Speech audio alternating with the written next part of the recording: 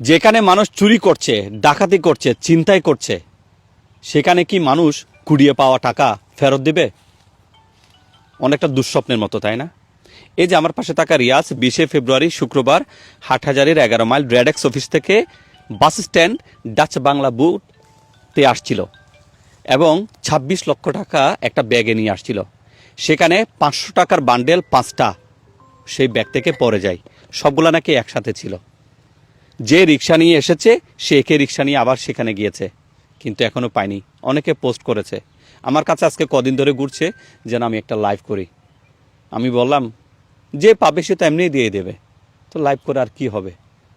তারপরও মন মানছে না যে হয়তো এমন কেউ পেয়েছে, হয়তো সে জানে না কার টাকা, সেই জন্য ভিডিওটা তুলে ধরা। আর আমার পাশে থাকা এই মহিলা একজন গৃহিণী, স্বামী অসুস্থ। তিনি 7 ফেব্রুয়ারি ফটিকছড়ির নাজিরহাট জংকার থেকে হাটহাজারির কামালপাড়ায় আসছিল বোন থেকে 1,95,000 টাকা নিয়ে। স্বামীর মোটর বাইকেই বসেছিল এবং একটা ব্যাগ নিয়ে আসছিল, সে ব্যাগটা সহ হারিয়েছে। অনেকে পোস্ট করেছে, অনেকে ভিডিও বানিয়েছে, কান্নাকাটি করছে যে একটা ভিডিও বানিয়ে দেন। সে একে উত্তর, ভিডিও বানিয়ে কি হবে, যে পাবে সে তো এমনিই দিয়ে দেবে। তো আছে কি এরকম? হয়তো এখনও পেয়েছে, জানে না কার টাকা, হয়তো থাকতে পারে, কারণ অনেকের ভিডিও আমি তৈরি করেছি। একেবারে 500-1000 টাকা থেকে শুরু করে সর্বোচ্চ 1,21,000 টাকা পর্যন্ত পেয়েছে এরকম মানুষ। আমার কাছে টাকা নিয়ে এসেছে, আমি ফিরিয়ে দিয়েছি। এই ভিডিওটা শেয়ার করেন, হয়তো এমন কেউ পেয়েছে, তাদের ধারণা যে হয়তো মালিককে পাচ্ছে না বা কি করবে জানছে না। কি হয়েছে একটু বলেন। সালাম আলাইকুম। আসলে আমার কোম্পানির টাকা নিয়ে আমি 11 মাইল থেকে বাস স্টেশন যুগে পথে রওনা দিয়েছিলাম শুক্রবার দুপুর 12টার দিকে, 12:35 তখন বাস স্টেশন এসে দেখি আমার ব্যাগের অপোজিটে চেইনটা খোলা, মানে নষ্ট হয়ে গেছে। এখন আমি ওই রিক্সা থেকে নেমে যখন গাড়ি ভাড়া দিচ্ছি তখন দেখতেছি আমার ব্যাগের অপোজিট সাইডগুলো দেখতেছি বান্ডিল, যে আমি একটা আইডিয়া করে রাখছি যে টাকাগুলো নিয়েছিলাম ওই জায়গায় আমার একটা বান্ডিল শর্ট। সাথে সাথে আমি ওইখানে কল দিই, ওরা তো ওদের থেকে বলতেছে যে কই এখানে তো কোনো টাকা পড়ে নাই। আমি ইনস্ট্যান্ট রিক্সাটা যেটা নিয়ে আসছি ওইটা নিয়ে আবার ঘুরে রাস্তার অপোজিটে ঘুরে দাঁড়ায় দাঁড়ায় সব দেখে দেখে গেছি। এখন পরবর্তীতে বুঝতে পারতেছি না এই টাকাটা আসলে কোথায় পড়ছে। সম্ভবত এই মানে আমি যেখান থেকে রিক্সাতে উঠছি ওই বাস স্টেশন পথেই কোনো না কোনো জায়গায় পড়ছে। আমি বিশেষ করে অনেক জায়গায় সিসি ক্যামেরাগুলো চেক করছি নিজে ব্যক্তিগতভাবে, আসলে কোথাও হদিস পাওয়া যাচ্ছে না। যদি এমন কেউ ব্যক্তি পেয়ে থাকেন ইনশাল্লাহ আলী ভাইয়ের সাথে যোগাযোগ করেন, কিংবা আমার সাথে। এখানে আমার ভাই মোহাম্মদ মিজানুর রহমান এই আপন বুটিক স্ট্যান্ড শপে বর্তমানে কর্মরত আছে। আমি চাইবো যদি কেউ এরকম ব্যক্তি পেয়ে থাকেন এই রমজান মাস এই টাকাটা ফেরত দিলে আমি অনেক উপকৃত হব। আর আমি চেষ্টা করব যে ব্যক্তি এই টাকাগুলো ফেরত দিবে আমি তাকে বিশেষ একটি পুরস্কার দিব ইনশাল্লাহ। এই ভিডিও বার্তাটি আপনারা সবাই শেয়ার করবেন। ধন্যবাদ সবাইকে। আসসালামু আলাইকুম। এখন টাকা না পেলে কি হবে? এখন টাকা না পেলে অবশ্যই টাকাগুলো কোম্পানি আমার থেকেই নিবে, কারণ এটা তো কোম্পানিরই নিয়ম। যারা টাকা বহন করবে, যারা এসআরের চাকরি করে, যারা এই সমস্ত লাইনে মোবাইল ব্যাংকিং চাকরি করে, টাকা হারালে অবশ্যই তাদের থেকে দিতে হয়। অবশ্য কোম্পানি স্যাক্রিফাইস করবে কিনা জানি না এতগুলো টাকা, কিন্তু তারপরে এগুলো আমার থেকে দিতে হবে। এটা হচ্ছে আসল পারিবারিক কথা। অবস্থা কেমন আপনার? আসলে পারিবারিক অবস্থা, আমি আমার পরিবারের একজনই মানুষ, আমি পরিবার চালাই, এরকম আর কেউ নেই আমার। কি হয়েছে একটু বলেন তো দেখি আপনার। 7 ফেব্রুয়ারি উনি নাজিরহাট জংকার থেকে হাটহাজারী কামালপাড়া আসার সময় স্বামীর মোটরসাইকেলে করে আসছিল। কিভাবে টাকাটা হারিয়েছে একটু শুনি।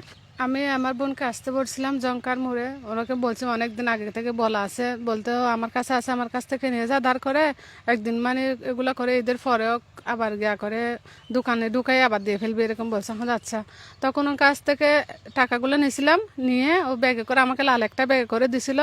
আর আমার পিছনে 2টা বাচ্চা ছিল, যে আমি বাচ্চাগুলো পড়ে যাবে আর গিয়া দুষ্টামি করতেছে, আমি খেয়াল করে নাই।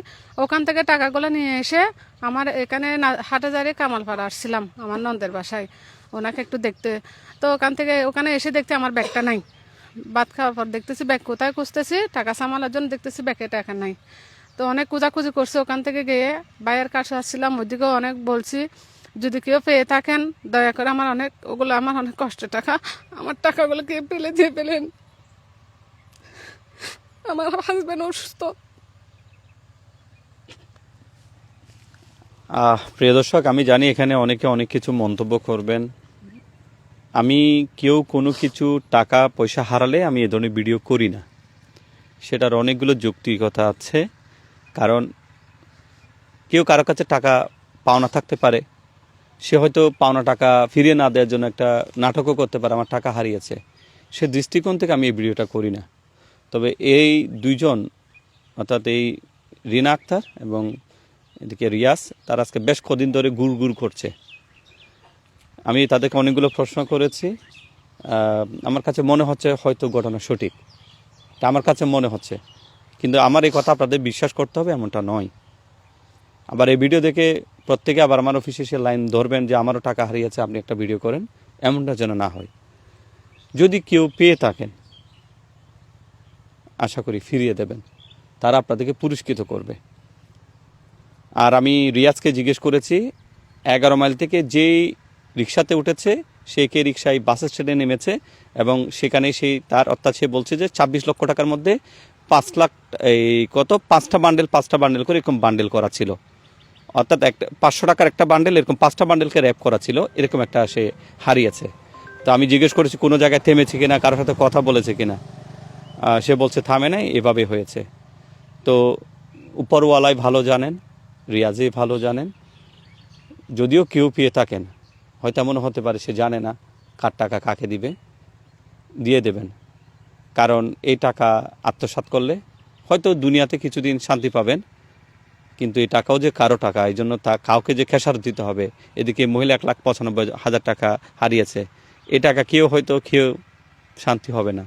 আর সেখান থেকে টাকা যদি ভেঙেও ফেলেন সমস্যা নেই, যা আছে তা দিলেও চলবে। তো সম্পূর্ণ মানবিক বিষয়। চাইলে আপনারা ভিডিওটা শেয়ার করতে পারেন, আর কেউ যদি পেয়ে থাকেন ফিরিয়ে দেবেন, এমনটাই প্রত্যাশা। আসসালামু আলাইকুম।